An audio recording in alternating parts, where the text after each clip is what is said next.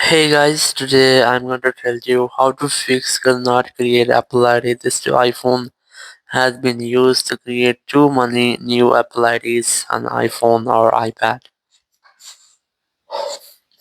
If you are using any iPhone or iPad and you're facing this type error on your iPhone screen, then whenever you try to create a new Apple ID, you find a pop-up message that your device has been used to create too many Apple IDs and now you cannot create account on something like that. So let's see how can you easily fix the issue. So the very first thing is that you just have to go back, open your settings here, go for general here, and here you just have to go for VPN and device management, and you have to make sure that you're not connected to any VPN. Then go back, go for software update, try to update your software. After updating, just go back and you just have to make a force restart your iPhone.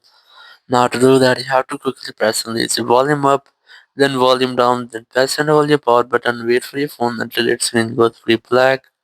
So let's try this. You have to quickly press release volume up, then volume down, then press and hold the power button and wait for your phone until its screen goes fully black.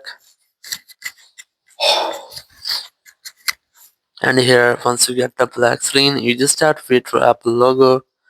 Once you get the Apple logo, just release the button and wait for your phone until it restarts. After restarting, just unlock your phone here.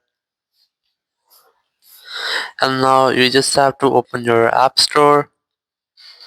Open App Store here, tap on your profile option in the top right corner.